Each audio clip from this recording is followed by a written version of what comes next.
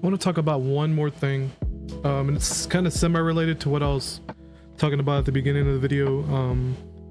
What's this idea of entire generations, like of people getting married and not having children, and all done on purpose, because like since the 60s and 70s there's been this anti-child kind of movement where it's like, oh, you can't have children until you're financially stable, and you got to have X amount of dollars and Y amount of land, or you got to have a house first or whatever. And it's like, before you know it, you're a 40-year-old woman, you know, your body's old, your eggs are dried up, and it don't matter so much for the men, to be honest. You can be a 40-year-old man and get a woman pregnant and not have to worry about putting the child's life in danger, or if had an autism or anything like that, because I believe it's women over like 30, 35 that have a higher risk for the child having some kind of ailment like retardation or autism. And that's just the facts. And I don't have the statistics memorized or anything like that, but it is what it is, and it's there, and it's a real possibility. So you got entire generations of girls growing up, propagated by the hippies, you know, boomer generation, the generation before that, who convinced entire generations of girls that it's their body, their choice. And I'm not trying to get political, like I said, but it's like they were liberated by by a couple of things. For better or for worse, the pill gave them a lot of autonomy. For instance, tampons, things like that. Cars is a big one. Women driving is a big one. And I'm not saying women shouldn't drive. I'm just saying it gave them more autonomy. Therefore, it inflated the ego, and it happened to all people, right? All men and women. But I'm saying women in particular kind of took the brunt of that responsibility, because they got into it suddenly. How do I put it? Women had responsibility. Women had kind of more bodily autonomy. Am I saying that right? They had more controls over their bodies with the Plan B pill and birth control, condoms, etc. And this is all from the hippie movement, women's liberation, etc. And I guess I'll just say it like this: the big question of, I'm gonna pose a question, so I'm just gonna say it. You can pause the video, think about it for a minute. How do you cull a population without bloodshed? Okay, pause the video, think about it. You convince them to cull themselves, and I don't know if you're familiar with family planning, that institution, but it was founded by a white supremacist. It was founded by Margaret Sanger, birth control pioneer. It says it right there. And from what I understand, she was a confirmed like kind of white supremacist type who was trying to cull the Latino and the black population in the United States. And the way you get them to, without any blood, the way you do it without bloodshed is to convince entire generations that this nonsense, like feeding them this nonsense of, the big one is my body, my choice, obviously, but it's like the big players in this have been birth control, you know, Plan B, whatever, and all that good stuff.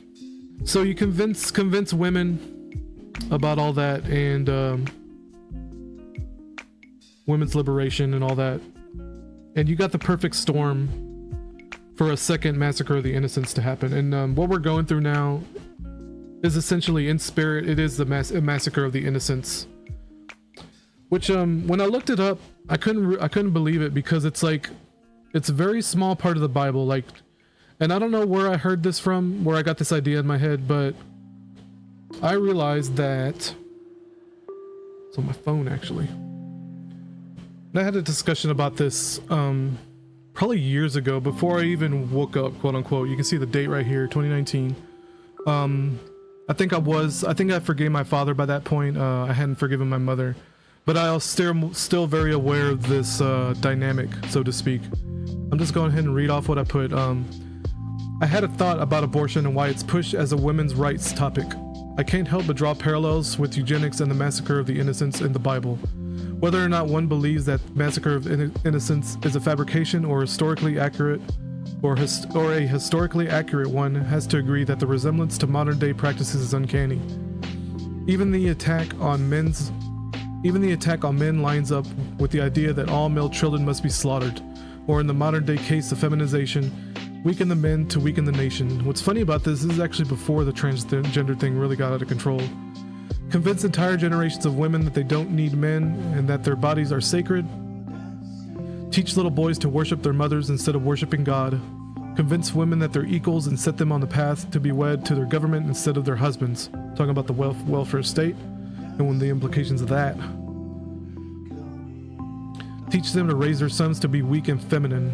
We're already going through that now, so maybe I predicted that or something. Maybe that's a bit too conspiracy theory, but it's been on my mind for months now. These are some very odd connections, and I'd like to hear your thoughts. And I don't think he even said anything to that. It's an old friend of mine. We don't really talk anymore, but that's cool. I wish him the best. And the Massacre of Innocents, old biblical story about, it's also called the Slaughter of the Innocents. And the Gospel of Matthew 2:16 to 2:18, so it's very short. There's a king by the name of Herod the Great of Judea orders the execution of all male children who are 2 years old and under in the vicinity of Bethlehem. Christians venerate them as the first Christian martyrs. The majority of Herod biographers and probably a majority of biblical scholars hold the event to be a myth or legend. And it's like, but that's what's going on in the modern day. And from what I understand, Herod the Great, King Herod, giving him too many accolades here, but that's his name. He had sent out his soldiers to stain the rivers red with children's blood, essentially. And I may have heard that from somebody, I'm just repeating it. But I hadn't heard about this and since I was a kid, and I don't know, that story just stuck with me for some reason. And from what I understand, he was attempting to prevent Jesus Christ from being born. And that's what's happening now. Like, literally, that's what's happening now, especially when it comes to feminizing men. The abortion thing's out of control. The statistics for black abortions specifically is insane on a yearly basis. On a yearly basis. Abortion, women of color, bigger picture. Women of color. So according to this website, 38.4% of all reported abortions in the United States in 2019 were performed on black women. However, only 13% of the total population is black. And I'm bringing up blacks for a specific reason, because like I said, this demon woman Margaret Sanger put these birth control institutions in, you know, they call it family planning now, or Planned Parenthood. They set up these locations in ghettos and barrios, essentially, like in the places where they're going to be blacks and Hispanics. And from what I can remember, she considered them like pests, like non-human, essentially. If they weren't white, they're a non-human. You and I both know it's ridiculous. Even though I don't believe in the racism narrative, the word racism is just a made-up term to separate and divide and conquer. It is what it is. Like, she had her own feelings about what she thought about blacks and Latinos, and she was just a demon. She's a monster. That makes her a monster, because she didn't see them as people. And this Massacre of the Innocents thing is happening right now in real time. This abortion issue is just, it's out of control, guys. He said he even murders his 3 own sons. Like, how afraid do you have to be that you're going to get overthrown by a bigger male, essentially? And it's speculated whether or not it's true. So what happened before? What preceded the Massacre of the Innocents is Herod basically sent his wise men to go find Jesus. You know, he was destined to be the King of Jews. I'm just going to read. When they heard the king, they departed, and behold, the star in which they had seen in the east went before them, till it came till it came and stood over where the young child was. When they saw the star, they rejoiced with exceedingly great joy, and when they came into the house, they saw the young child with Mary, his mother, and fell down and worshipped him. And when they had opened their treasures, they presented gifts to him, gold, frankincense, and myrrh. Then, being divinely warned in a dream that they should not return to Herod, they departed to their own country. So Herod was deceiving his wise men. He's basically saying, find out where this child is and bring him back to me, his whereabouts, so I can worship him properly. And that's not what he was going to do, obviously. But they double-crossed him, essentially. It was like a double whammy. Now when they departed, behold, an angel of the Lord appeared to Joseph in a dream, saying, Arise, take the young child as his mother, flee to Egypt, and stay there until I bring you word. For Herod will seek the young child to destroy him. When he arose, he took the young child to his mother by night and departed for Egypt, and was there until the death of Herod. And it might be fulfilled, he was spoken by the Lord through the prophet, saying, Out of Egypt I called my son. Here we go, Massacre of the Innocents. Then Herod, when he saw that he was deceived by the wise men, was exceedingly angry. He sent forth and put to death all the male children who were in Bethlehem and in all its districts, from 2 years old and under, according to the time which he had determined from the wise men. Then was fulfilled what spoke by Jeremiah the prophet, saying, A voice was heard by Ramah, lamentation, weeping, and great mourning. Rachel weeping for her children, refusing to be comforted because they were no more. And I think there's some, let's keep reading. Now when Herod was dead, behold, an angel of the Lord appeared in a dream to Joseph in Egypt, saying, Arise, take the young child to his mother, and go to the land of Israel. And for those who sought the young child's life are dead. Then he arose, took the young child and his mother, and came into the land of Israel.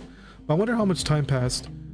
But anyway, this little bit right here, Rachel, it was like Rachel was weeping for her children. That basically means she was weeping for her descendants, right? Because when you kill all the male children in an area, they're all linked to their parents. So, and they're trying to say, because the Bible is hyperlinked in a big way. So when Rachel was weeping for her children, she was weeping for the future slaughter of those children.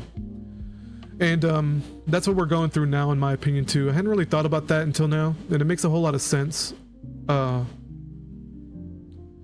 It makes a ton of sense now, because there should be, like, these people, these demons that are, like, killing their child in the womb, and they should be weeping for their future children, because it's like this is just, this is murder and mayhem on another level, in my opinion. Just the allegory and the metaphor and the archetype that are just playing out in real time in the world is just incredible.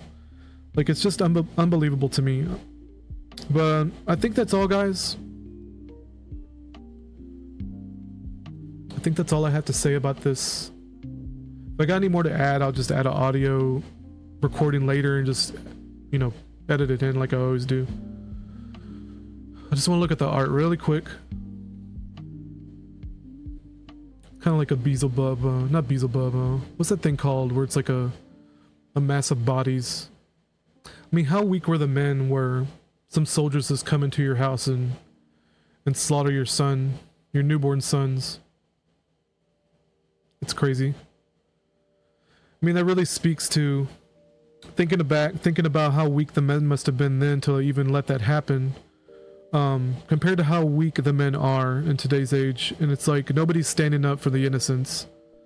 It's just women are just being absolutely, they're just buying into this in the same way that these boomers can be sold anything. It's like the women can be sold anything, the men can be sold anything, so the generation doesn't even matter. It doesn't matter, like a baby boomer or Gen X or millennial or even the Zoomers, they're gonna buy into it too. And it's like I'm not saying it's hopeless, but all we can do is focus on ourselves, guys. Like have fellowship, like talk with each other, leave comments in my videos, and let's talk about these things, because you know that I'm open to new ideas, and I'm willing to talk about anything with no fear. Anyway, I think that's all, guys. Have a nice day.